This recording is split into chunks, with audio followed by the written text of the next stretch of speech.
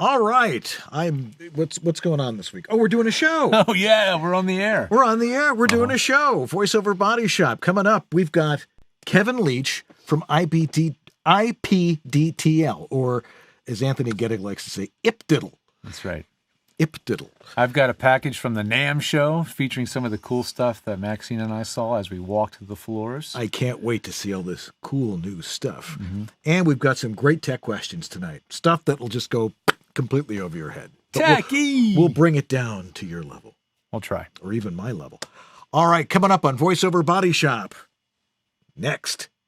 Two men, twin sons from different mothers, with a passion for voiceover recording technology and the desire to make recording easy for voice actors everywhere.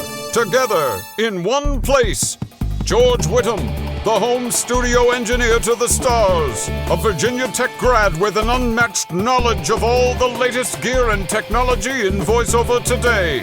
Dan Leonard, the home studio master, a voice actor with over 30 years experience in broadcasting and recording, and a no-holds-barred, myth-busting attitude for teaching you how easy it is. Together, finally, to bring you all the latest technology, the superstars of voiceover today, and leading the discussion on how to make the most of your voiceover business. This is Voiceover Body Shop. Voiceover Body Shop is brought to you by VoiceOverEssentials.com, home of Harlan Hogan's signature products. Antland Productions, where you can get a killer demo. Source Elements, makers of Source Connect, Source Connect Pro, and Source Connect Now.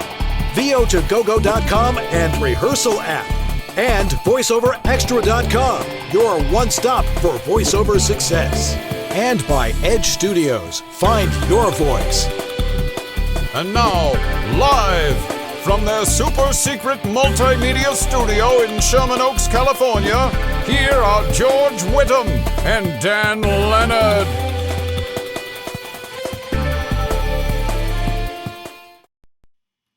Hi, I'm Dan Leonard. And I'm George Whittam. And this is Voiceover Body Shop. or VOBS. All right, tonight, lots of tech stuff. We've had personalities on. We've talked about, your voice quality. But tonight, some tech.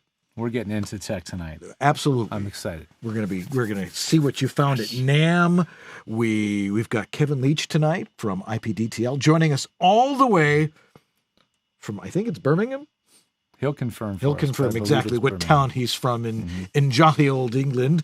We'll talk about ipDTL and studio to studio communication stuff, and your questions. Write them in the chat room. I know we've got Jack, Daniel, and Anthony are in the chat room tonight, and they are going to relay the questions to us. So if you have a question for us or for Kevin a little later on, throw it in there. But right now. And now, the VoiceOver Extra VOBS News, the latest and most comprehensive voiceover industry news. Brought to you live.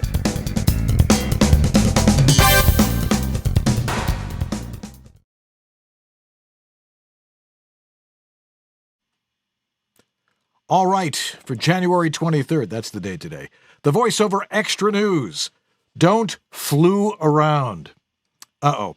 Have you got the sniffles or something worse? Well, we won't talk about what's going on there. Okay, but even if you haven't been sick yet this year, a bug is lurking just around the corner. So don't flew around.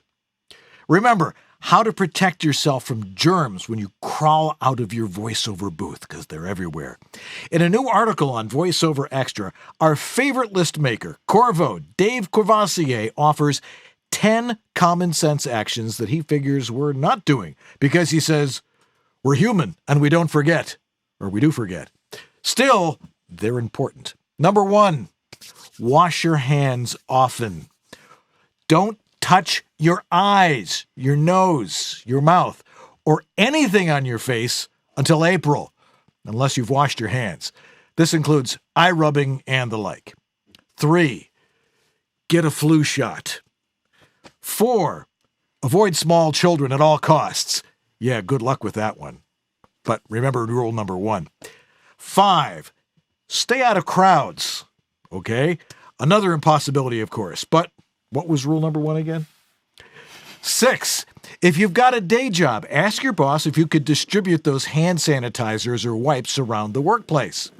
7, take Airborne or Zicam or some other immune support supplement. There's no scientific proof that this works, says Dave. But guess what? Both of us agree in our case studies, it's very effective. And more common sense reminders are to wipe down surfaces, eat healthy food, get lots of sleep, and gargle with razor blades. No, and gargle with antimicrobial mouthwash. For example, hydrogen peroxide. Pretty much the same thing. After all that, if you still get sick, you'll at least know you did your best to defend your vocal health. Check out this article in more details, plus hundreds more essential voiceover how-to articles at voiceoverextra.com, your resource for voiceover success. Woohoo! Yeah. So you went to NAMM this week. I was going to take my scuba gear and try and get there. It rained all week here in LA. But... I made it to NAMM show, and thanks to Whisper Room, who got us passes because I was denied a media badge. What? How dare they? How dare Do they them? know who I am? Do they know who I am? Who are you? No, but I was able to get myself into NAMM and get some good coverage. So we've got a video clip, a little clip reel put together of some of those products. Andrew, roll that beautiful bean footage.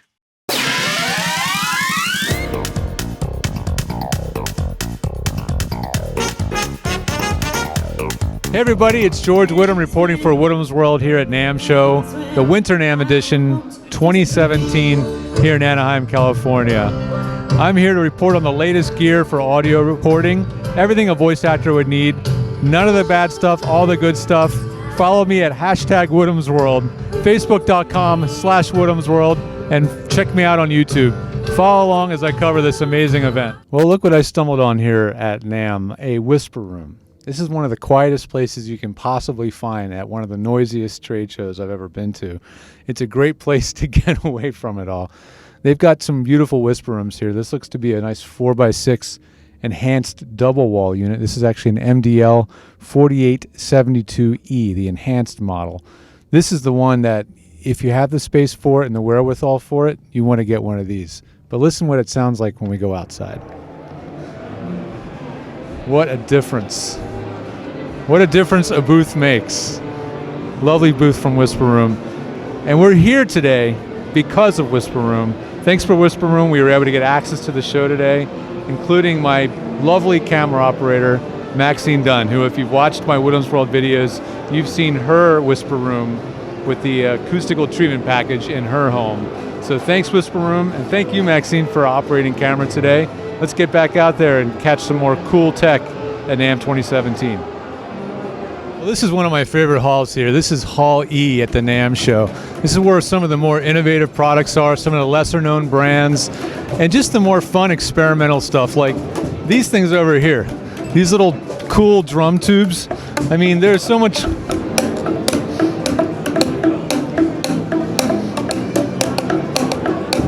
There's so much cool stuff here, man. I love Hall E at the NAMM show. Let's go see if there's anything cool in here. I know Grace Designs is down here, so let's go check them out. I never ever miss stopping at the Grace booth. I've known the Grace company for years. My cousin was a fabricator for them. And here is one of the creators of Grace, Michael Grace, showing off some new stuff. How you doing, Michael? Very well, thank you. Good thing you made it out here with the snow. You guys got a break, and some of the other guys not so lucky.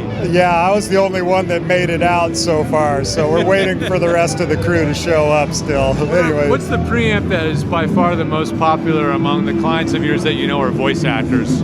What have they been? for voice actors? Yeah, what do you think they've been going for? That's been, the M101 has been sort of a standard in our line for years and years as a one-channel preamp. Lends itself well to voice talent folks who have the microphone that they love and they just need one channel of microphone preamps. How much gain can you get out of that sucker? Up to 60 dB of gain, and then in ribbon mode it goes up to 70. So.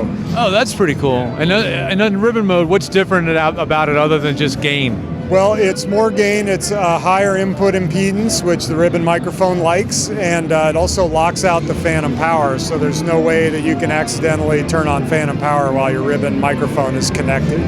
It's probably be good for like a Shure SM7 or something too, right? Yeah, absolutely. In fact, it's kind of fun to discover all sorts of low output dynamic microphones, like, you know, even the old SM57 is a completely different animal when you plug it in to a preamp like that. Well, thanks a lot for talking to us, man. It's always good seeing you. I'll see you in Colorado one of these days. Hey, it's George Whittam for Whittam's World, and I'm here at an old favorite of mine, a company I discovered here at NAMM probably 7 or 8 years ago, and it's Stage Ninja.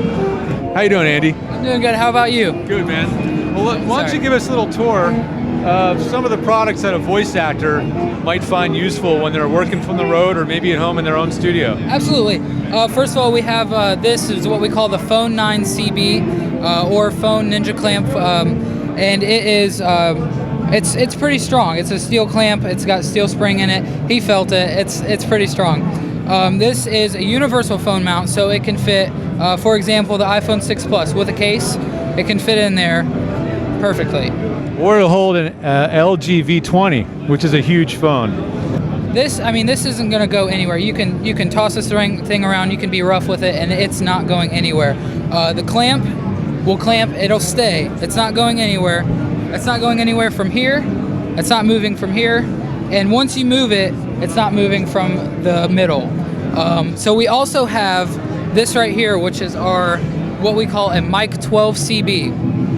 And it's the same kind of thing. It's a steel spring clamp, and it has dual jaws that help it really fit pipes. I know a lot of voice actors might do work in closets or something, and they can use the rods to hang clothes. The dual jaw grips definitely help for that. Where do you guys sell your products through? We sell them on Amazon. They're available in every Sam Ash music store. They're available online in several different websites such as B&H Photo, Musician's Friend, and hopefully more in the future. Excellent, man. Thanks for showing us your product. George Whittam reporting for Whittam's World, and this is why I come to NAMM, because you stumble on stuff you wouldn't have heard of before, and one of those things is this really cool thing by Isovox, and the guy who's responsible for it standing right here, this is Philip. How you doing, Philip? I'm fine, thank you. So, tell me the impetus or why you decided to make something like this, and why it's different from a lot of other products that are out there. Yeah, I lived in a concrete apartment like many others, and I quickly discovered that there is no ability to practice and record vocals with studio acoustics if you're living in an apartment with bad acoustics. So I used to drive my car just to practice vocals, and I quickly discovered I gotta have a solution. And that's when the idea struck me. And 4.5 years later, and help from acoustical experts, we took the Isovox to the market. And this is the brand new Isovox 2, which packs pretty nice new features that I'm gonna show you later. So let's take a look at the business end of this Isovox 2. Yeah, so this is a brand new feature which we call the photo and video view enabling. You can detach the side.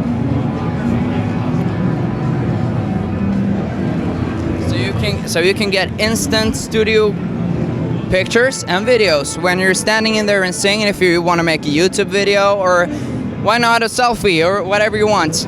And then you can have this down. So even if you're standing in an ugly apartment, no one else will see it. It will look like you're in the studio, and it will sound like you're in the studio. And this is 360 degrees acoustically controlled, and I think no other products offers that. So from back to sides, forward and back, yeah, everywhere. And it will give you a dry, clean and crisp sound that you only get in a pro studio, but now you can have it in your own home instead. What's going on back here? Because normally most boosts, you just have foam all the way around. Then you have this huge section back here. What's that do? Yeah, it's our patented solution. So this massively reduces vocal volume, so your neighbors won't be disturbed. And this clears up the voice, so it enhances vocal details, so you'll hear your voice with a proper presentation that you normally only get in a pro studio. So it's not just like some foam in there. There's multiple layers of stuff going on in there. Yeah, we worked several years with the development, and we have a patented solution now. It's many different materials that's working together to get an optimized frequency response and reduction, so it will sound good everywhere. Well, the most important thing, where, when, and how much? In this moment, it is only available in Europe, and the price will be €799. We're working hard to get US retailers, but hopefully at the end of NAMM show, we'll be offering US customers some stores. Great. Thanks a lot, Philip. Appreciate it, man. Thank you. Congratulations. George from Wyndham's World, and I stumbled on yet another totally new and innovative product, and this is called Smash Mouse. Smash Mouse, well, I don't know what it does. Rob, what does the Smash Mouse do? Well, it's pretty simple actually. Smash Mouse allows you to control your digital devices simply by kick it to click it, so you can be hands-free and keep on playing. Awesome, man. What would be a good way to use Smash Mouse, like say in a voiceover booth? What kind of commands might you want to use or control with a Smash Mouse? It's a great question, George. So one thing, it's a universal pedal, so it can work with basically any software. So like in a recording booth, you might want to use it for simple playback control. Start and stop recording, rewind, fast forward. Let's say, for example, you're in the middle of a voiceover and you're going really good and you get a cough. Well, now you can just kind of click it and it'll rewind it back 10 seconds scrub, and then you can keep recording so you don't have to stop. Darn it, I screwed up. Go hit a button and come back. Punch and roll. Punch and roll, exactly, man. You could also set markers with it while you're recording. Yeah, so basically we're enabling the software to do whatever you want it to do. You can click in any different direction with your foot on the pedal, and that'll do a command to your software and allow it to do the command you want it to do. And it also works as a mouse, so you can actually move your pointer around? It's a fully functioning mouse right now, so you move your mouse pointer 360 degrees, smash click it in the middle for left click. So you plug it in, it works with any Windows and Mac OS system right now. When's it coming out? It'll be coming out in spring of 2017. So go to smashmouseusa.com and come on board and kick it and click it. Right on. Thanks, Rob. Hey, no, thank you, George, man. Congratulations. Thank you so much.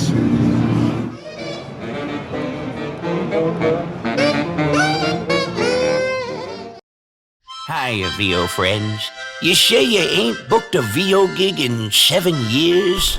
And your demo is so old that you can hear the clicks from the stock music records?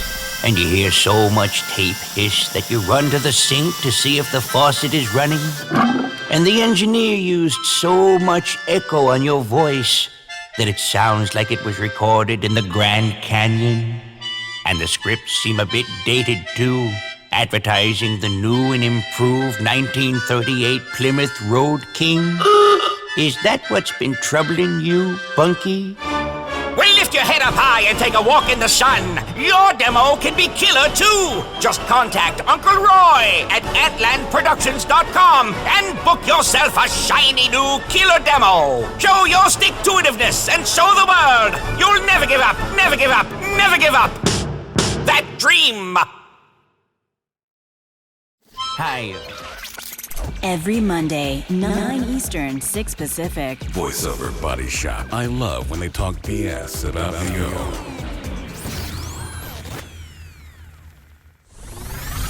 Learn the latest in voiceover technology, business, and good old-fashioned acting. I really like your bracelet. It's awesome. Hey, Paul, where did you get that watch? That's really cool. And a hamburger with no cheese, please. Every Monday, 9 Eastern, 6 Pacific, only on VoiceOverBodyShop.com.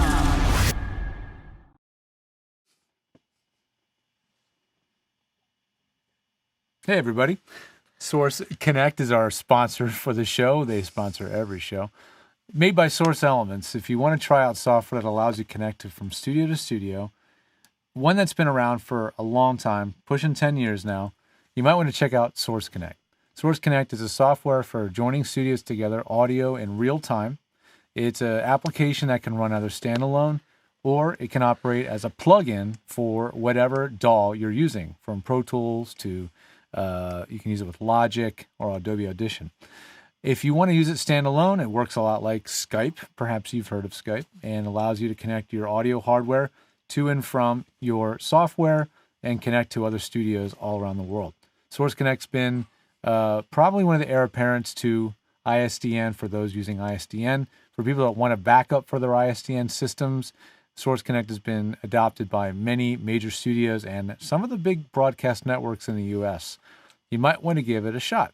If you want to get a free 15-day trial, you can go to source-elements.com, sign up for a trial, give it a shot, and you don't have to have an iLock to start using Source Connect right away. Give it a shot. Thanks for sponsoring us, and we'll be right back with Kevin. This is John Bailey, the Epic Voice, and you're watching VOBS.TV, Monday nights at 6 p.m. Pacific, 9:30 Newfoundland. VOBS is still on? Seriously? Having dinner tonight? How about having some VO too? Voiceover Body Shop. Have some voiceover with your dinner tonight on Voiceover Body Shop, 9 Eastern, 6 Pacific. And we are back here on Voiceover Body Shop, VOBS as people like to call it, like us. Some weeks more than others. And definitely other weeks have been a little more trying than others. But so far, everything's working just great. Anyway, tonight we've got a bunch of tech questions. It's a tech night. We've got Kevin Leach will be joining us in just a couple of minutes to talk about ipDTL. That's right. But let's go over some of the questions that have been sent to us this week, starting with Gary Hetzler's. That's right. I'm going to read the question, and then you're going to explain it. What is the meaning of impedance difference in ohm rates, and how does it affect our critical listening, that's the important part, as we monitor our voiceover during editing or during editing? Shouldn't be wearing headphones while you're recording, kids. All right. For instance, Bear Dynamic Pro DT770 headphones come in an array of impedance ohm options, 250, 80, nominal 80, and 32. What is supposed to be the best for our needs? You're on.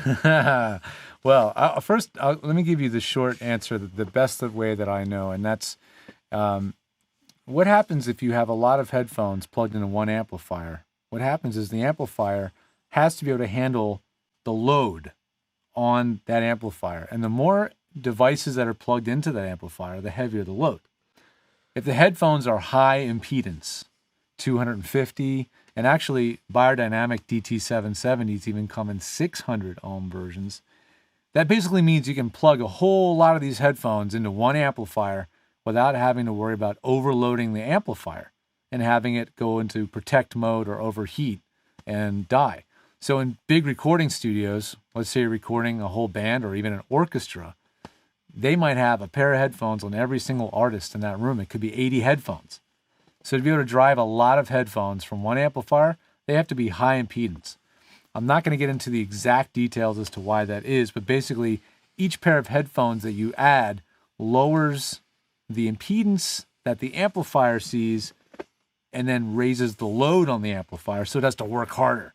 It's kind of like, first you can pull 2 kids on a wagon, you can pull 4 kids on a wagon, you can pull 40 kids on a wagon, but you can only pull them 40 kids on a wagon if they have really, really slippery wheels, lots of grease.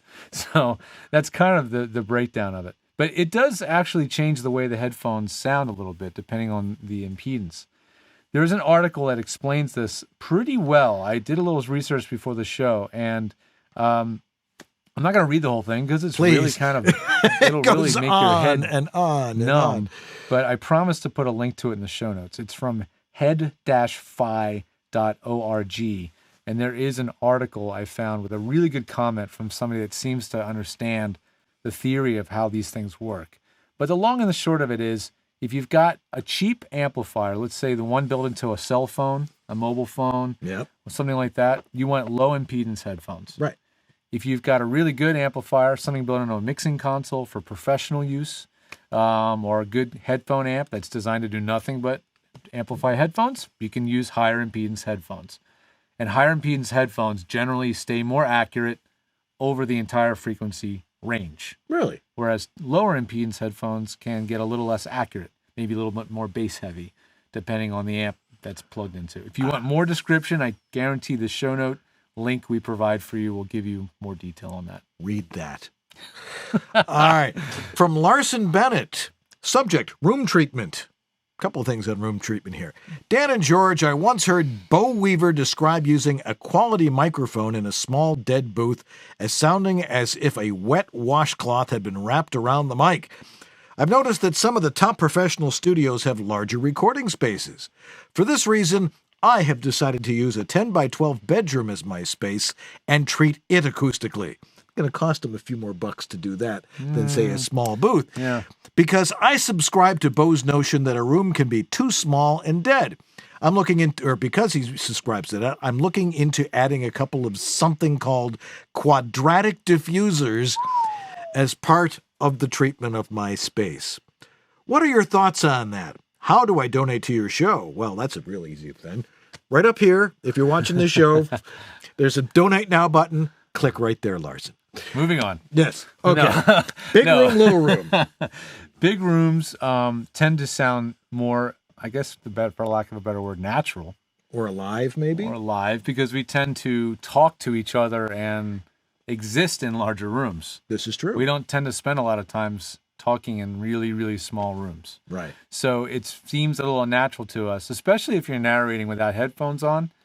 It can seem very unnatural in a very small space because now you've got the sound from your voice is being sucked away by all the absorption in there. Right. I learned a little bit from one of the vendors at NAMM about a little bit about diffusion. I actually talked to somebody from GIK Acoustics there in Atlanta about using diffusion. Now, I don't know about your specific design of diffusion. There's a lot of different designs. But basically, in really small spaces, diffusion panels are not that useful. They really only work in larger spaces. So in a bigger room like yours, a 10 by 12, if you're going to use diffusers, put them far away from the microphone. You want the diffusers to be at the furthest end from the room from your microphone or your sound source. Right. The areas closest to the mic, you want to have the most dry and most absorbing and the most dead. That's a rule of thumb.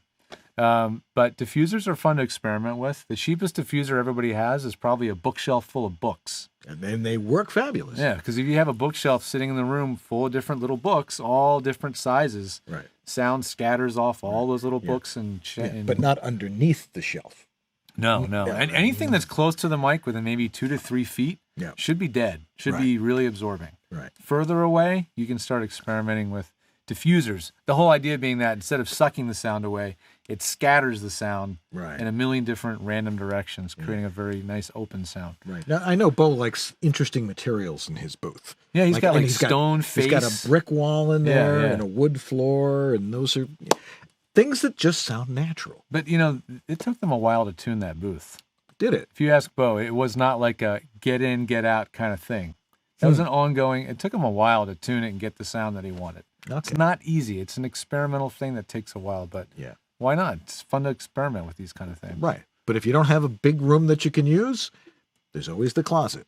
Closet with bass traps. Yes, big bass traps. Bob Glavin knows. He's in our audience. He has a very small Let's get a shot of the audience and here. We have a bass trap wave in that studio. And in Bob's studio, with that big bass trap that takes up a big chunk of the space, as small as it is, it sounds really tight, really, really good. Okay, cool. All right, follow-up from last week. Yes. As you recall, Ben Scheckelhoff sent us a question about acoustic panels, but he didn't send us a file. So this week, he actually sent us a sound file. That helps a lot. Yeah, so let's play these sound files. The first one is before he puts all the panels up or rearranges them. And then the second one, he's closer to the mic, which I think actually answers the question better. So roll a little bit of Another's errors on one's shoulders. Each man lived his own life and paid his own price for living it. The only pity was one had to pay so often for a single fault. It's playing. Hang on. One had to pay over and I heard over it. again, indeed. Okay. In her dealings with man, destiny never here you closed can her hear it. accounts. Okay. So from a further distance away, it gets a little echoey, a little diffuse. It sounds like he's Dorian in a booth. Gray little hurried distant. along the quay through the drizzling rain. Sort of boothy sounding. All right, play 102 there. This is he's got to get a little closer to the mic now. Basil Hallward looking at him. Yet he felt he could not stay. The presence of Adrian Singleton doubled him. He wanted to be where no one would know who he was. Is that the end of the roll? Dorian winced and looked around at the grotesque things that lay in such fantastic postures on the ragged mattress. The twisted limbs, the gaping mouths, the staring, lustreless eyes fascinated him. He knew in what strange heavens they were suffering and what... Okay. So I think what we learned from that was that we had a few variables involved, right? Right. The first clip, the acoustical panels were in one arrangement. The second one, they were in a different arrangement? No, what he did in the second one is he was talking closer to the mic. Oh, so that was the only thing that he changed between those two clips? Yeah, I don't think he had enough panels in there. I think that it really, they weren't really working the way they should because he was too far from the mic. Yeah. And I think I think a lot of people make this mistake where a lot of acoustical problems are caused by people talking too loud. They're too far from the mic. They start talking louder. It tends to reverberate through the room more. If you talk quietly at a normal conversational tone, it doesn't project out as much unless you hit your microphone. Right. Yeah, no, I mean, even in a small or medium-sized room with acoustical panels scattered about, the further you get away from the mic, the more energy is still allowed to, even with a bunch of paneling up, there's still some energy that's going to still bounce around the room. So when the mic's further away, it still hears more of the reflected sound, less of the direct sound. You want to change the ratio of direct to reflected sound, get closer to the mic. 5 to 7 inches. Yeah. About like that. In worst case scenarios, I've even had people get as close as a fist away to try to deal with a bad acoustic issue. Right, but not directly into there. Okay. How's that for a lot of tech stuff? Yee-hoo. All right, Kevin Leach is sitting patiently by an entire ocean away in Manchester, England, and we'll be talking with him about ipDTL right after this. Wow. This is VOBS? Learning never ends. You continue to grow. Edge Studio has grown. Pursue multiple disciplines in tandem and grow your career. We've added new courses in a new curriculum. We picked the best coaches from the community of working voice actors. A new technology division, engineering and consulting, led by George Whittam. Follow your dream. Sign up for advanced learning or register for an introduction to voice acting or foundation studies program. See it all now at thenewedgestudio.com. Are you confused about how to set up and maintain a professional quality voiceover studio? No wonder. The information out there is mostly mythology. This is the best microphone to use. You'll have to have a preamp. You need a soundproof booth. This software is the best. Your audio must be broadcast quality. Consult with someone who knows the truth. Someone who's been there, in the trenches, doing voiceover for over 30 years. Someone with unparalleled experience with voiceover studios, who's worked with hundreds of voice actors and designed hundreds of personal studios. He knows how to teach and cares about your success. In one of the harshest environments known to voiceover, your home. Dan Leonard, the Home Studio Master. Separate myth from fact and get a handle on your personal voiceover studio. Contact the Home Studio Master at homevoiceoverstudio.com. Drop off a specimen of your dry audio for a free analysis. All righty. I'm still hearing me. Hello. You know, VO2GoGo has a brand new free class you can take right now that will help you create a more successful, satisfying, and profitable voiceover career. That's right. It's called the Voiceover Booking Blueprint. And you can get it by going to VO2, that's the number 2, gogo.com, and clicking on the extraordinarily large red button at the top of the page. David H. Lawrence the 17th wanted to make sure you got there and clicked the right button. Now, David is covering some very interesting core strategies to help you. If you're just getting started out on your voiceover journey, or if you're already on your way and you just want to make sure the treasure map is still valid. All righty. It's the VO2GoGo VO Booking Blueprint, and it's free at VO2GoGo.com. Also, are you a Rehearsal.pro user? a Rehearsal Pro user? The app for actors and voiceover talent is looking for users who'd like to participate in the beta testing of the new feature for the app, the ability to offer your services as a reader for other actors. That's pretty important. That's interesting. What about my lines? I got to make something up. Maybe you can read for somebody else. The Rehearsal Reader community will roll out later this year, and we'd love to let you bang on it to make it sound spectacular. Send an email noting your interest to davidlawrence@gmail.com. If you're not yet a Rehearsal Pro user, pop over to rehearsal.pro/download and get your copy today. That's rehearsal.pro/download. Be off the book. Book more work with Rehearsal Pro. You're listening to VOBS. Yep, this is VOBS, proving anybody can have a show these days. VOBS is still on? Seriously? In a world of audio, two men knew what they were doing, or at least they have you convinced. They put the BS in VOBS.TV. Welcome back to Voiceover Body Shop. Time for our special guest tonight, joining us from far, far, far away. Was it zero GMT? I mean, it's not the middle of the night. It's like early morning in Manchester, UK. Welcome, Kevin Leach, the founder of ipDTL. Kevin, welcome. Hello. It's a pleasure after all this time to join you again, because it's been ages, years, months. At least months and years, yes. Since probably within the first year of the development of ipDTL, right? Or ipDTL. Yeah, I think it was fairly new in those days. I mean, it's still fairly new. What are we on now? We had our third anniversary back in the fall of last year, so it still feels very new, to be honest. And when we look back at what it looked like in those early days, it's certainly come a long way. Absolutely. What was your inspiration to create this?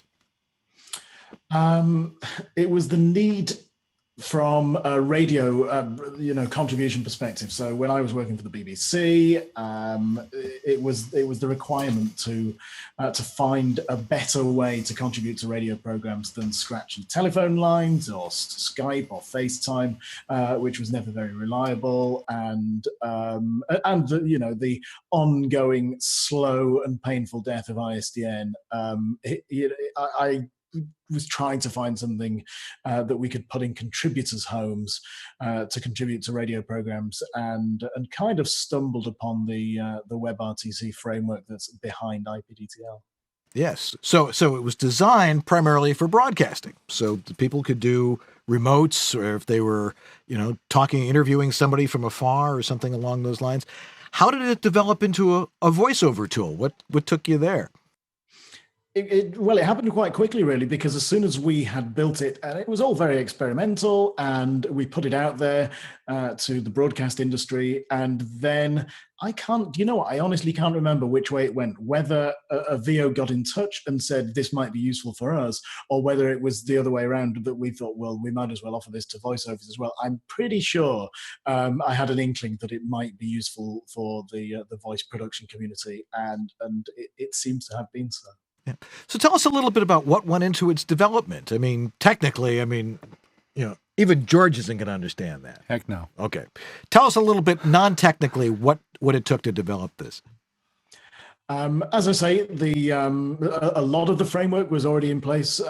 Google and the browser development teams from Mozilla and Google mostly, Google were the main player, put a lot of development into the browsers into Google Chrome, etc. And we saw the possibility from that we could turn their what's called real-time communication framework that they built into the browser, that we could tweak that and use it for professional audio contribution in real time. So We got to work on that and learn very quickly what it would take to do so. And I mean, we launched ipDTL in 3 weeks from my first communication with Thomas, who is the developer behind ipDTL and is now an integral part of our team, to putting out the first version of ipDTL was 3 weeks. It's remarkable now because it takes us months to come up with. That's pretty amazing. Yeah, that is impressive. But yeah, we very quickly learned what it would take to make it, and then set about making a very crude version of ipDTL, and it's just gone from there. Really. Is it because you were developing something for the web that was built on a web platform that you could have such a rapid development and deployment? I mean, if this was a standard application, it would have taken months, right? Yeah, quite. The beauty of a web product is, I mean, if you like, it never has to be ready. It never has to be finished, because you can keep tweaking the little things. Whenever we do an update, there's always more stuff that we'd like to put in it, but there are never enough hours in the day, and we never get all the stuff done that we want to do. And there are always little glitches and bugs across ipDTL.com, which we're getting better at finding and fixing all the time. But yeah, the beauty of it not being a product that you ship out or that somebody downloads is that we can tweak it on a daily basis if we need to. And as you say, therefore, it is quite. It's easier to get something out quickly, or to fix something quickly. And of course, there's no hardware involved. That was. It had to be cost effective was one of the stipulations when we were putting together ipDTL in the first place. It couldn't need expensive bespoke hardware. So it uses your existing computer, it uses your existing microphone and audio interface and headphones, and you've got an internet connection, right? So you've already got everything other than what we built into the web browser. Yeah. Now, of course, the problem is that ISDN just won't die. We keep hoping it will one of these days. They're going to rip out the copper all here in the United States. It's getting expensive. So a lot of different alternatives have come up, and ipDTL is one of them. How is it that, how do you get people to want to try it? What sort of strategies have you used? And tell us a little bit about how successful you've been at getting a lot of different types of people to try it, broadcasters and voiceover. I think the main thing is the cost and the ease of implementation. We've got a day pass now, which you can sign up to for 24 hours. You just go online, you click on Get ipDTL from the homepage, where you select day pass and click Get ipDTL. And for $15, you get access to ipDTL for 24 hours. And that includes the ability to dial an ISDN line or receive an ISDN call and to do a phone patch connection. Wow. So for the sake of, it's a worst case scenario, it's a $15 gamble. That if for whatever reason it doesn't work for you, then you haven't been out and made a grand purchase decision. You haven't committed a lot of your budget to something new and expensive. So that's a kind of an easy sell, if you like. And we really just say try it and see for yourself. Right. That's the, rather than sit and try and explain it, which we will talk to people on the phone if necessary, or have long email exchanges. But really, the easiest way to sell ipDTL is say, try it and see if it works for you. It's interesting that you talk about ISDN there, because we're now in this weird situation where we really wanted ISDN to die because our business model would benefit from the fast demise of ipDTL, and now we're in this crazy situation where, because we've made ipDTL backwards compatible with ipDTL, and you can dial an ISDN line from it, you can make an ISDN call from within ipDTL. We now need ISDN. So we need the ISDN lines that we have to continue to offer that service, and we're currently looking at expanding our ISDN lines. We've got ISDN lines in Denver, Colorado currently, and we're looking currently at getting some extra lines in LA just to offer that diversity. But of course, as everybody who's ever tried to get an ISDN line installed knows, it's not an easy thing to provision, and once you've got it, hanging on to it is also a job in itself. So we're now in a situation we want to hang on to our ICN lines as much as everybody else does. Yeah. So the thing is trying to convince people who we would talk to, people that we're doing business with. If we're doing a remote session with somebody, we're like, you got to have ISDN. Well, okay. So legitimately, if you have something like ipDTL where you can dial in, and is it 2 SPIDs coming? You get 2, and how exactly is that arranged? How do you communicate back and forth? Yeah, the easiest way to connect an ISDN from ipDTL is to do an outgoing call, because the limitation is that we don't have endless SPIDs, we don't have endless numbers, so we can't allocate your own dedicated numbers to you. So therefore, they will change. If somebody wants to dial you into ipDTL, they can, but we'll generate numbers, or ipDTL will generate numbers for you every time. Right. So you need to receive an incoming call. So therefore, dialing out is much easier. Right.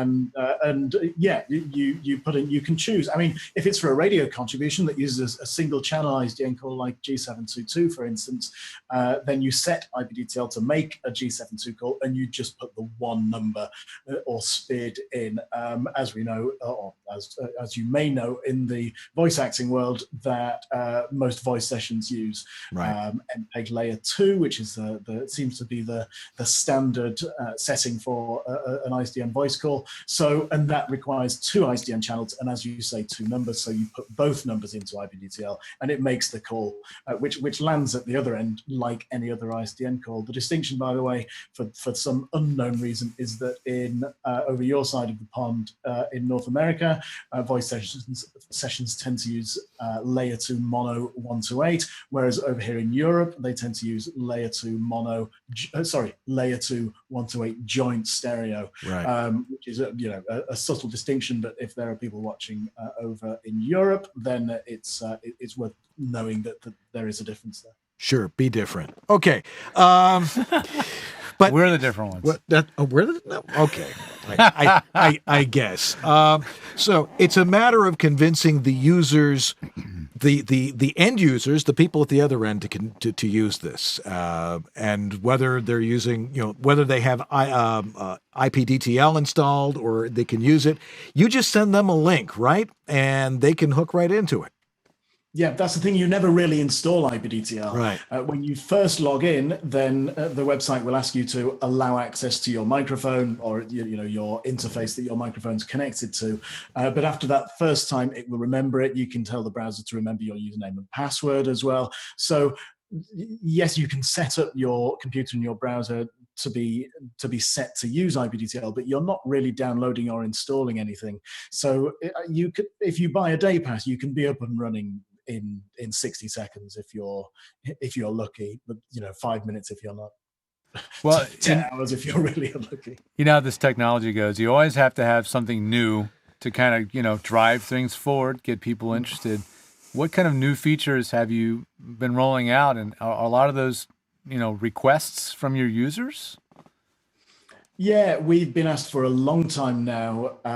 Can I connect to more than one person at a time? Rather, traditionally ipDTL connected from your location to another remote location, whereas now you can connect from your location to 2 or 3 or 4 remote locations, which is something that I know Source Connect now has had for some time, and we've enhanced the mixer to allow you not only to do that, but also to record the both sides of the audio. Traditionally, you could only record your outgoing audio easily. Now, if you click record in ipDTL, as well as recording your outgoing audio, it also records the incoming audio, which is useful for small-time producers, for instance, for any time that you want to be able to capture the incoming audio, or a studio wants to be able to capture the incoming audio from you. You click record in ipDTL, and it will record the entire conversation. But going back to, I was talking about the multi-parties, you could now, from your ipDTL instance, connect to, say, one person on their computer using ipDTL's Link Plus feature. You could connect to, at the same time, another person using making an ISDN call, and then you can make a third call out on phone patch, for instance. So you've got 3 different connections there, and you've got them all managed within your own ipDTL screen, and you can balance the levels as well in ipDTL's virtual mixer, and mute them or unmute them as required. So it's really quite powerful. That is crazy. I mean, that's amazing. That is really amazing. But I mean, I've seen this thing happen time and time again, where we have what they call feature creep, and more and more features makes it more complicated, more things to go wrong. And some voice actors are, when they see this 8 fader mixer interface, which is incredible. I mean, the flexibility is amazing. I'm only one voice. Their heads are going to explode. So what have you done to make it a little bit more simplified for someone that just has one mic, one producer, one connection? Yeah, overall, I will say that ipDTL we now receive far fewer support requests than we did a year ago or 18 months ago. We get very few emails now from people saying, how does it work? Can you explain? The website's confusing, that kind of thing. And yeah, we did get a lot of those messages early in the day. Now, on a day-to-day basis, we don't get many support requests. It's only if there's some weird incompatibility issue, for instance, with somebody's particular audio interface, or someone's having trouble with their internet connection. They might get in touch with us. So overall, we've put an awful lot of effort into making the whole thing far more intuitive. That's good. From the signing up on the website to when you log in and you get a guided tour, so you can go through the features, and having little help links throughout the site as well, so that people say, is there a manual? Well, my answer is that the site is the manual, that you can find out what each feature does by clicking the little help icons in the page. And we've tried to improve our FAQs and things as well. To answer your question about the size of the mixer, if you have a gold subscription, then you do have access to this big long mixer with many faders and a rather complex routing structure as well, like a routing matrix, so you can send audio to and from various sources, but you can choose who you do and don't send audio to. However, all of that, as you say, is and sounds, and here we go, we can see it on the screen now. All of this is and sounds very complex. If at the top of the page you go to the little drop-down selector where it says there's various options such as advanced and standard. There's an option there which says simple. If you select simple, then you get a basic little audio mixer which just has one fader for your microphone and one fader for your headphones, and so you can adjust the level. Here we go, you can see it now. Andrew is recropping the shot. It's a little challenging to do it on the fly, but there's the simple view, and if I drop down, you may not see the drop down, but it is up there. If I go to standard view, it's just a little bit you further can up. see the more complex mixer, which has more. So that's kind of the middle one that you're seeing there, is the standard mixer, as we now call it, which gives you 2 remote sources. There's a massively complicated one that takes up the whole screen for gold subscribers, and then if you go to simple, you just get a couple of faders for your microphone and your headphones. And actually, there we go. We can see it. We can see it on the screen now. And actually, there's what does that say in the middle? I really should know this, but it's a while since I've looked at it. What's it say on that middle fader? I can't quite see it. The middle fader says in tiny letters remote. So it says default is the left one, remote's the far end, and then there's another default meter. It just goes to show how much of a massive beast this product has come now.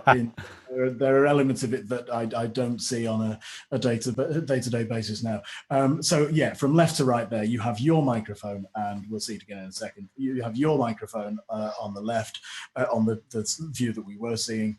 Going back, middle sorry. one, that's fine. So on the left there, the red one is your level. The middle one is the remote level, the person that you're connected to, maybe the contributing studio, and the far right one there is the mixed output into your headphones.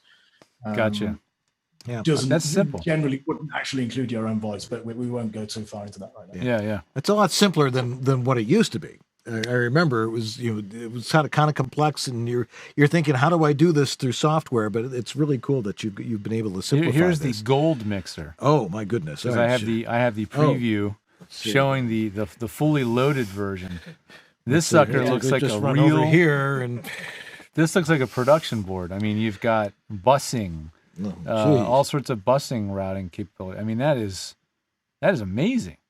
That is amazing. So I love that. A producer, or as I say, a small-time producer, or you want to get more involved in more complex audio routing, then that's definitely worth a look. You can do all sorts as to deciding what you do and don't send to both your own local outputs and also the various locations that you're sent to. So yeah, it's a powerful tool now.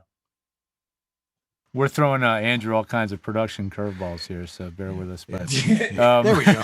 Yeah, looks like you'd lost a little weight there. Well done, sir. Yes. But yeah, man, I'm really impressed how you've managed to find out how to make the software more extensible, more complex, and at the same time be something to people that need something simpler. Something for everybody. Yeah, that's really great. Yeah. So if you've got a question for Kevin Leach about ipDTL or any of these voiceover internet studio-to-studio things, chat room is there, and you can type it in. And I know Jack Daniel and Anthony are in there tonight, and they'll be relaying those questions to us. Subscriptions. You were talking about the different color subscriptions, and explain the pricing on that and what the difference is between the different plans. Yeah, we've tried to simplify it now by just saying bronze, silver, gold. And the way we split those is that bronze is geared towards podcasters and radio contributions. Silver is aimed at voice talent, and gold is aimed at production studios or anybody who wants to use video. With gold, you get the ability to send video as well. So really silver is where you want to be aiming as a voice talent, and that's $160 per year for a silver subscription for one login ID for yourself. If you want to add the Link Plus feature, which is what allows anybody to connect to you on their computer without them having to be an ipDTL subscriber, then you double that cost to $320 per year. But as I say, if you're only going to use it once in a while, or you want to have a play around with it, then get a day pass for $15, and that includes all of the features for $15. So it's kind of a no-brainer if you want to dip your toe into the ipDTL pot, if you like. Then there are additional options for we call them Tel and Tel Plus, which are the options for dialing and receiving ISDN calls. Tel will allow you to receive ISDN calls and to make phone patch calls, and Tel Plus will allow you to also make outgoing ISDN calls. The reason that costs a bit more is because there are the traditional long distance ISDN call costs, which that are unavoidable. So even if it's always a long distance call, if you like, from ipDTL. Even if you're in LA and the person you're calling is in LA, it's got to go through our kit. So that's why there's an additional cost for outgoing ISDN calls. Yeah, but if you have ipDTL, you can tell people you have ISDN essentially. Absolutely, and I mean, there's a lot of question about how honest it is to say, yes, I have ISDN when you're using ipDTL. And then there's the question of, okay, well, what are your SPIDs then? You say, well, I'll give you the SPIDs tomorrow. So, I mean, I think the more people use it, then the more accepted it will be anyway. Right. I suppose it's about how you phrase it. If you say, I have ISDN access, or I have the ability to make an ISDN call, then yeah, you're not deceiving anybody. Very good. All righty. Well, we're going to take a break. If you've got a question for Kevin Leach about ipDTL, again, throw it in the chat room, and we'll answer some of those questions after we take this break. So we'll be right back here on Voice Over Body Shop. Don't go away. Are we at -4 dB? We're at -4 dB on VOBS. Learning never ends. You continue to grow. Edge Studio has grown. Pursue multiple disciplines in tandem and grow your career. We've added new courses in a new curriculum, We picked the best coaches from the community of working voice actors. a new technology division, engineering and consulting led by George Whittam. Follow your dream. Sign up for advanced learning or register for an introduction to voice acting or foundation studies program See it all now. at thenewedgestudio.com. One of our favorite guys in the entire world is Harlan Hogan. Why? Because he's just a nice guy. But we also love him because he has the best site to get your voiceover equipment on the internet, bar none. And there's a lot of good reasons for that. One, he designs some of his own stuff and presents it there, like the Portabooth Pro, the Portabooth Plus, the Portabooth, the Harlan Hogan Signature Series headphones. See, now you can see over there where Andrew is my hand going there? Okay, good. I'm lost in the website. The carrying case for the Plus is really, really nice. You could easy to throw into a luggage rack in a plane and take it wherever you want. And it sounds really good. Once you get the technique of using it properly, it's a fabulous apparatus for taking on the road and carrying all your stuff in it. As I like to say, your underwear can fit in it, your cables, all that stuff. I think that's cool about it. You can shove things. It's made of foam. Yeah, it's perfect. It's a road case. Right. You just take your computer, shove it in there, slip it in there, slip your it in there, microphone, and you're everything. cool. It's fabulous. So if you want to get one of those, all you have to do is go over to voiceoveressentials.com. The best way to get there is to go to the bottom of the page, down there somewhere. Down there.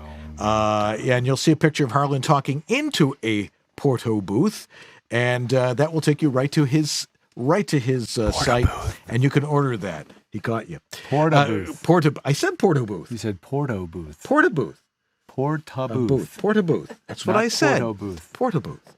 Depends on what part of the country you're from. You Anyway, say tomato, I say tomato. And yeah, looking out for you, Howard. Let's just not call the whole thing off, though. Right? It's a Porta booth, and it is available at voiceoveressentials.com.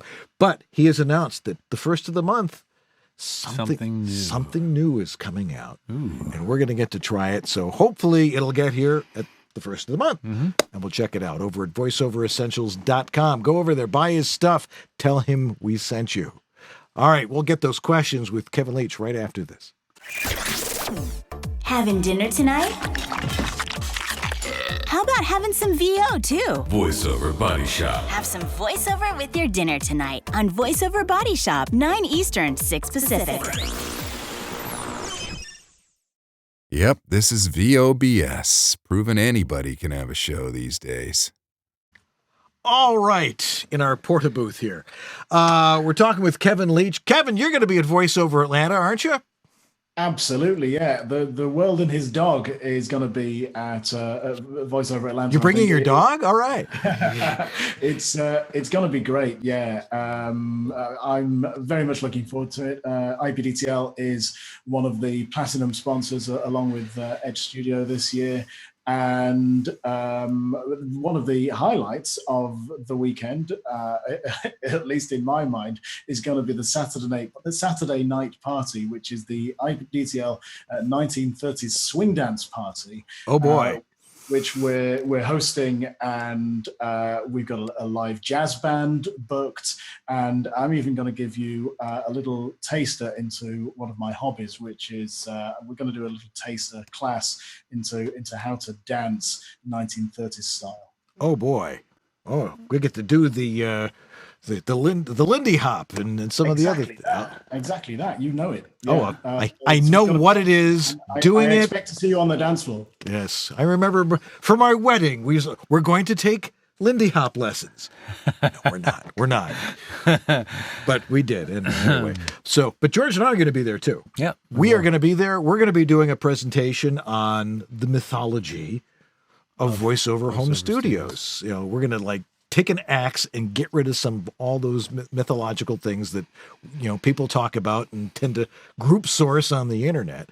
And we're going to have a good time. Yeah, and we'll just be covering the event in general. We'll be, if you can't make it there, there's going to be a lot of content online, I think, that we're going to be putting out there. Right. So. But we're also going to be the video hosts at the conference. And I know Gerald has got a network that's going to be broadcasting this stuff out, in the hotel and on the internet. And so if you're not going yet, I think it's like 530 people are going to be. This is going to be a massive event. Jeez. So check out Voiceover Atlanta, and maybe you'll join us there and join the party. voatlanta.me. .me. All righty. Well, okay. Well, we've got a few questions from our huge audience out there. Just an immense amount of people watching the show tonight, which we love. First is from the one and only Anthony Gettig, who says, first, thank you for such an excellent product. I use it frequently.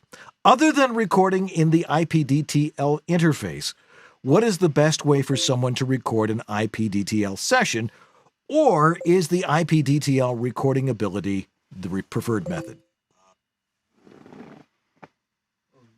It's me, sorry. Recording in the browser. It's very difficult to offer too much advice on how to, because, and we get asked this quite a lot, you know, how do I record? We get asked it less now that we have the ability in the browser.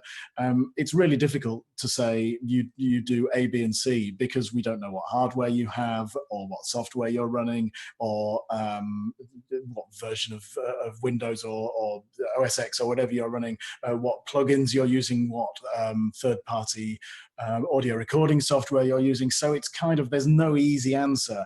I like to do everything old school. I like the idea of thinking, and I know, George, you wrote a blog on this a while ago. I like the idea of thinking of ipDTL old school, like it's an ISDN codec, and you take the wires out of that computer and you plug them into your audio board, and then you feed your other computer, your recording computer, in and out of that board. So you think of it as two separate things, rather than trying to feed the audio from one bit of software in a computer into another bit of software in the computer, which is where everything always gets really fiddly, because there are no physical wires to look at. Yeah, that's exactly the way I like to think about it, because sometimes routing audio is a lot harder than you might think it is within a computer environment. So sometimes it just makes sense to go physical. Yeah. Cables. There's also, for Pro Tools use, Source Nexus from Source Elements is great for linking bits of software together. Yeah, that's a utility that is flexible, because it can work with ipDTL. How do you feel about this, calling it ipDTL, Kevin? Call it anything you like. just don't call it wait for dinner. But no, I like it. It's cute. You can use it with ipDTL. You can use it with any other system that needs you to route audio from A to B. That's the Source Link tool is pretty useful for that. Did we answer it? Yeah, I think so. Okay. All right, but Anthony had another question there. Okay, I'll get that one. Anthony also says, I use the ISDN bridging regularly. Are dedicated ISDN numbers for subscribers of ipDTL a feature in the works? Maybe with DID numbers or something similar. Ooh, that's really geeky. That's even geeky. I don't even know what the heck he's talking about. Anthony is an IT guy. Yes, he is. What are DID numbers? Do you know what he's talking about, Kevin? Yeah, I can't remember what DID stands for, but it's to do with how DIDs are, from the top of my head, are like extension numbers, if you like. So if a telecoms provider gives you a range of numbers that all land on the same bit of kit, and in a switchboard sense, you redirect them. I mean, the short answer is no. Getting any kind of ISDN circuits is proving more and more difficult, and trying to get them with any clever features, such as a range of numbers that we can switch onto different bits of kit, is not something that we've managed to achieve. We'll continue to look at it, but it's not something that we've come across a solution for at this stage. Anthony clarifies that DID stands for direct inward dial. That's what it stands for. In case you were wondering. The very lucky Bev Standing asks, and this is I think for the majority of our audience, this is probably a good question to ask. What's the one thing you can say as a voice talent to a sound engineer in a studio who doesn't know about ipDTL? Yeah, there's a simple answer there, and the thing is to say is, have you got 5 minutes? Let's give it a go. And if you either have a day pass, which in the day pass, by the way, will allow 2 seats if you like, so it will allow you to log in using the day pass at your end, and you can send the link, the URL for the pass to a studio, and they can use that to connect with you. If you are an ipDTL subscriber and you have the Link Plus feature, then the easiest thing to do is send them your link and say, right, put this into your Chrome web browser on your computer, and let's give it a go and see how it sounds. It's, you know, it's an easy sell. Normally, the difficult bit is finding the time and convincing a studio engineer to go to their computer and actually give it a try. When they do, it's normally a kind of wow moment of, great, right, let's start using this. Bev Standing has a question that's sort of been answered, but basically, do people on the other end need to know that you are using ipDTL's ISDN feature, or do they believe it is a straight ISDN call? I think from a functional standpoint, they see it and it sounds like a standard ISDN call. I think what you said was the only thing that may make it distinguish is that you don't know what these SPIDs are until the moment you make the session. Is that right? Exactly that. And you can do it kind of 10 minutes before. You know, you can prime ipDTL 10 minutes before so that you get those numbers, so that you could blast them off in an email just before the session. Yeah. But I know a lot of studios want to get the ISDN numbers, the SPIDs, the day before, and that's not possible with ipDTL. So that's the only thing that's standing in the way, really. And I mean, I think honest is the best policy in these situations. Yeah, I agree. You know, tell the studio what you're doing, and offer to dial out to them.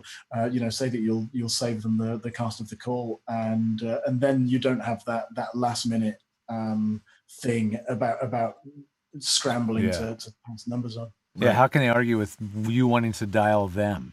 I mean, how can they argue with that? They always want you to dial them. I would think so. Yeah, it's like, we're not paying for ISDN. Okay, we'll call it into you. Yeah. What about latency? I'm trying to remember if you talked about that at all, but you know, how much latency have you been experiencing, or is it insignificant? You know, when you're usually on on a call, on ISDN, sometimes there's latency, but what about with ipDTL? What you trying to get it down to time-wise? You can hold a conversation more so than you can on an ISDN call. You know, on our ISDN bridging. So if you make an ISDN call from ipDTL out to an ISDN line, the bit that takes the time, the bit that has the most latency, is the MPEG ISDN call part of it. The IP part from you to our server is minimal. You're talking a few hundred milliseconds tops, depending on your location. So it's ipDTL in itself, in a vanilla form, if you're connecting from browser to browser, you should see no more than a few hundred milliseconds, which you can hold the conversation across, and you only really notice if the other person's got their loudspeakers on or whatever, or their headphones are loud, so that you hear your voice coming back slightly delayed. But it's the latency on native ipDTL from browser to browser is tiny. Add the ISDN call, and to be honest, you won't notice a lot of difference between a normal ISDN call and if you're doing it through ipDTL. It kind of depends on location. If you're on the East Coast and the other person's on the West Coast, then there's going to be a little bit more, but actually, that's a bad example. I'm gonna stop there, otherwise I'll confuse myself. Distances will play a part. Yeah. Okay. Devox. He has a lot of questions here. Always does. He always has good questions. Yeah. This one's kind of interesting. Only a Chrome browser, which using the Opus codec with on the Chrome browser. Can you use any other browsers? Opera now is very similar to Chrome in its makeup, and so the Opera browser is fully compatible with ipDTL. If you happen to be Russian or have a liking for Russian software, Yandex, the Russian search engine, have a version of the Chromium browser, which is very similar to Chrome. It's called the Yandex browser, and it will work with that if for whatever reason you have a problem with using Google products. But those are the browsers of choice currently: Chrome, Opera, Yandex. Okay. You also asked what versions of OS will it work with. Maybe I should ask, What versions will it not work with? What, Yeah, that's a good- OSs have you run into that it just is really stubborn right now? Linux is sometimes a little bit. It's normally an audio driver issue that you come across on Linux. If you have any problem, it's getting the audio drivers to play nicely. Other than that, Windows and Mac, no problems at all. Windows 10 seems to have had a few wobbles again with audio drivers, but generally for ipDTL, we haven't seen any problems. Right back to Windows XP, you can still run ipDTL on Windows XP. The main issue we're seeing at the moment with operating systems is that Mac and Google have stopped playing nicely on older versions of OS X. So on the older versions of OS X or Mac OS, as it's now called, will only run up to Google Chrome version 49. And for that reason, you must use our older version of the site, which is old.ipdtl.com. And you'll know if you're using one of these older versions of OS X, because Chrome will put a message at the top of the screen that says your Google Chrome can't be updated on this version of OS X. But if you're running an old machine like that, then it's about time you bought a new one anyway. Probably. Yes. All right. So does access or pricing depend on where you are? And is there any availability in Asia, Africa? I take it if you got an internet connection, you can use it. Yeah, our prices haven't changed since we launched ipDTL. It's been $160 all along, or in the UK, £100 for the basic subscription. There's also a euro rate, which off the top of my head is €130. It's changed a bit with the exchange rate keeps changing with various political goings on in recent months. The exchange rate has changed, but what we've made sure with ipDTL is that in dollars, it's always been a fixed price, so you know what you're paying for it. So it's not like you're having to convert from British pounds at all. It's a fixed price in pounds, and it's a fixed price in dollars. And last question. This is a tough one. This is probably the hardest question of the night, so we might need a little time to answer this. But Maxine Dunn asks, Kevin, I just got to ask, are those CDs in the case behind you? What is this? Yeah, you're absolutely right. They are compact discs. I'm one of the only people left in the world who has a library of compact discs. I actually have some vinyl records. The audience here loves that answer. Box sets too. Yeah, I'm keeping linear audio and moving parts alive in domestic audio technology.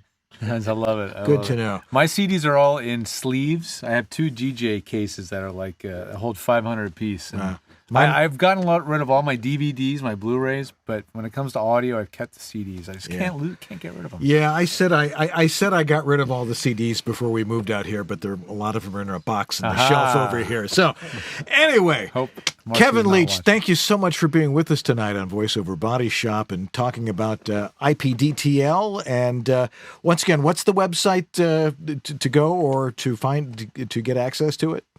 It's simple. It's ipdtl.com, or if you just type into Google ipDTL, you'll see it as the top result, minus the commercials at the top. Outstanding. All righty. Thanks for being with us. Thanks, guys. A great pleasure. Thanks for having me. All right. And good night or good morning. Or good morning. Yes, and have a good night. We'll see you at VO Atlanta. All righty. Okay. We'll be back to wrap things up into a nice, tight little bow right after this. VOBS is still on? Seriously?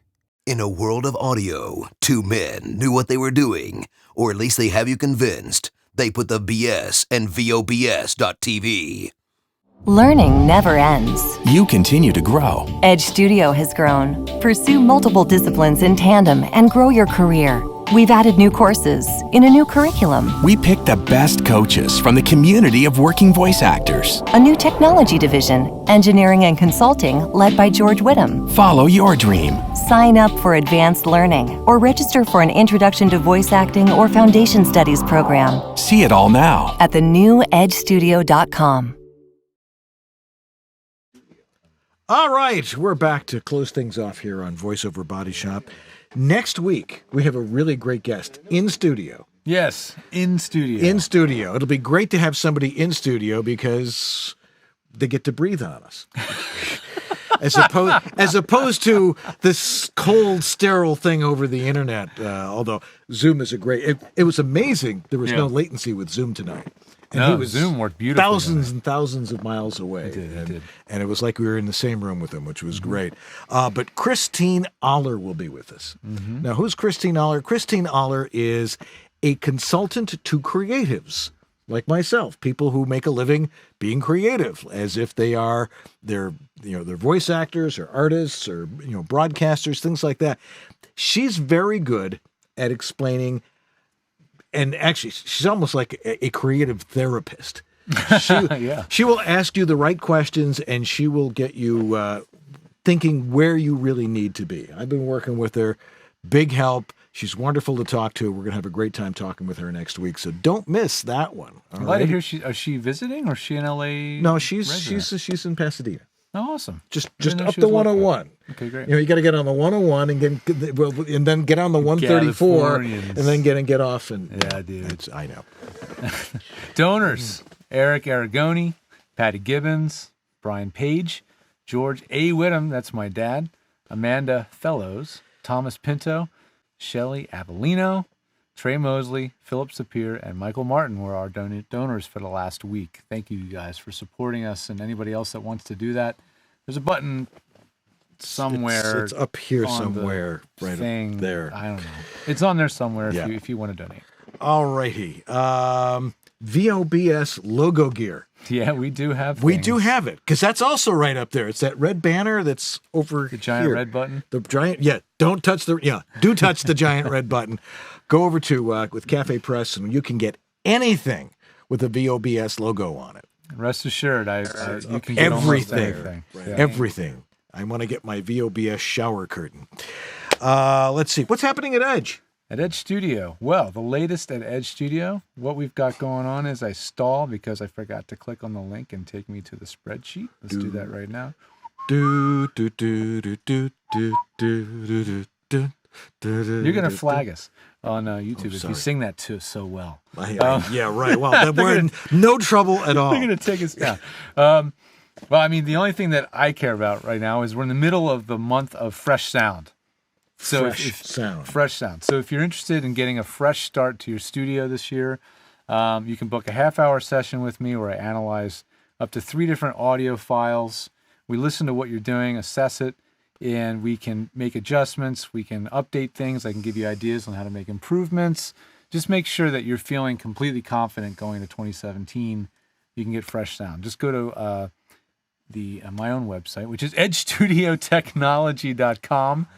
And right on that homepage, there is a girl with some oranges on her head at edgestudiotechnology.com. Click on the link that's for tech. There it is. That's the one. She has oranges. Click on that, and it'll take you to the Fresh Sound product. You can sign up and get started with that service right away. Put some Febreze on your audio. So, what do you think of this setting here? I mean, this is about as California as you go. It's the sunset. If you guys want to have something behind us, remember we used to get people's studios back. That's right, we did. Let's do that again. Yeah, let's do it again. If you've got a you want to have your picture on the show, like we're in your studio, send it to us at theguys@VOBS.tv, and we'll use this. Although I really like the sunset and the palm trees, and it's sort of almost real. And it was a beautiful sunset tonight with the clouds and everything. You were in here trying to fix everything. Yeah, I couldn't tell you. It was gorgeous. Anyway, show logs. You can access the show logs from the VOBS website. That's where you're at right now. It's up there as well with all the other stuff, with the chat room and some of the other things we've got up there. Jack DeGolia is still writing every word we write. It's all there at VOBS.tv. That's right. The podcast? Stitcher Radio, iTunes, just any podcatching program, just type in VOBS. All right. Hey, if you'd like to be in our studio like these people, wave, everybody. Blurry studio cam. The blurry studio cam. But yeah, you could actually be here in our very studio here in Sherman Oaks, and you could witness the show live. And all you have to do to do that, if you happen to be in the greater Los Angeles area, write to us again at theguys@vobs.tv and say, hey, I want to be in the audience on next Monday night. That's right. Let us know. As long as we know you're coming, we'll unlock the gate. Get rid of the Dobermans. We'll bring the dogs in. That's right. Release the hounds. Release the hounds. Yes. All righty. Thank those sponsors and let's say goodnight. Oh, okay, good. I'll do that. Harlan Hogan. VO Extra. Edge Studio, your Source employers. Elements. Yes. VO To Go and Rehearsal app, which you can get at rehearsal.pro. And Antland's Killer Demos. And all of these guys are helping us out, so you're getting an uninterrupted stream of this particular show. Otherwise, you'd be seeing car commercials and stuff. Speaking of uninterrupted stream, we better wrap up quick, if you know what I'm saying. Or there's going to be an uninterrupted stream right here in the studio. Oh, okay. We're on the Whole Life Challenge. I've been drinking a lot of water. A lot of water. Okay. Get to use the official VOBS powder room and broadcast museum, which is something else you get to see if you're in our studio. Anyway, that's going to do it for us tonight. Thanks to Andrew Bushwitz, our fabulous floor producer, Catherine Curden, our great producer, Marcy for letting us be out here in the garage, and Jack DeGolia for the show notes. And Lee Pinney for being Lee Pinney. All righty, that's going to do it for us tonight. I'm Dan Leonard. I'm George Whittam. And this is Voiceover Body Shop. Or VO BS. Night, everybody. Having dinner tonight? How about having some VO too? Voiceover Body Shop. Have some voiceover with your dinner tonight on Voiceover Body Shop, 9 Eastern, 6 Pacific.